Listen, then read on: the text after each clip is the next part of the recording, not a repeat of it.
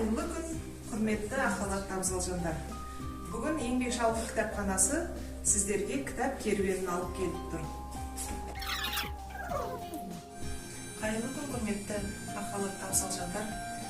Биыл ұлы ғалым, Қазақстан геологтар ғылыми мектебінің негізін қалаушы, қазақстандық металлогения ғылымының негізін салушы, Қазақ ғылым академиясының тұңғыш президенті және академигі, қазақ ғылымының атасы, ұрпаққа мол мұра қалдырған ғалым, геолог, мемлекет және қоғам қайраткері Қаныш Имантайұлы Сәтбаевтың туылғанына 125 жыл толуына орай тұңғыш академик атты портрет кешін ұйымдастырып отырмыз.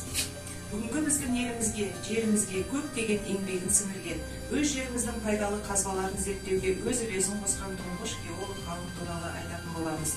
Ол кісі Қазақстан ғылым академиясының тұңғыш президенті, геологиялық ғылымдар институтын құрушы ғұлама ғалым. Қазақ даласындағы көптеген пайдалы қазбалар мен кен орындарын алғаш ашып, халық игілігіне пайдалануға қалтқысыз еңбек етті.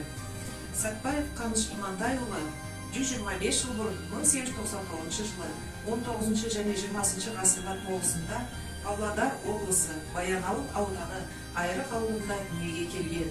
Ол өте білімді, орыс, араб, шағатай тілдерін білетін көшпенді Имантайдың отбасында дүниеге келген. Бала Қаныштың әуелгі есімі Ғабдул Ғани екенін бірі білсе, бірі білмейді. Араб тілінен аударғанда шексіз байлықтың киесі, Алланың мұқтаж емес құлы дегенді білдіреді екен.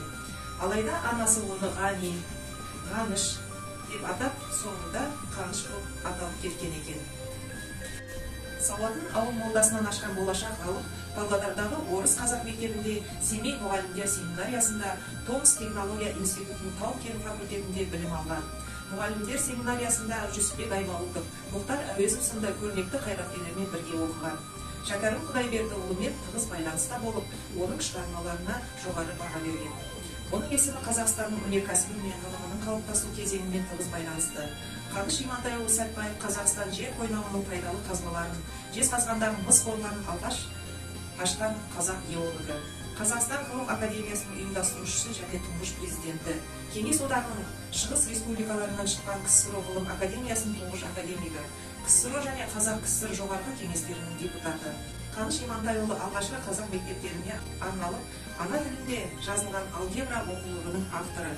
Алғашқы ғылыми еңбегіне жататын оқулық қолжазбасының көлемі 1642 беттен тұрған. Қаныш Сәтбаев өнердің сан саласында озық болған. Музыка тыңдағанды, би билегенді жақсы көрген.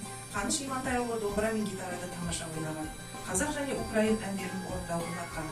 Қаныш Сәтбаевтың орындауындағы әуендерді тұңғыш рет тыңдаған белгілі музыкатанушы Александр Задаевич Қаныштың орындауындағы 25 қазақ әнін жазып алған екен. Қаныш Сәтбаев алуан түрлі тастары бар тауларды, дархан даланы жақсы көрген.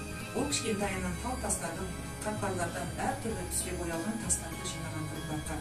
Сәтбаевтың құрметіне Жоңғар Алатауы жотасындағы мұздық пен шың, Қаратаудағы Ваннадий кен орнынан табылған Сәтбаев минералы, академик Сәтбаев Гладиолус гүлі, тіпті бір ғаламшар сол кісінің атымен аталған. 4 мәрте Ленин, 2-ші дәрежелі отан соғысы ордендерімен, медальдармен марапатталған. Аты аңызға айналған тұғыры биік тұрға Қаныш Имантайұлы Сәтбаевтың есімі, мол мұрасы, ғылымдағы ізбасарлары және бүкіл қазақстандықтарға үлгі өнеге болып қала бермек.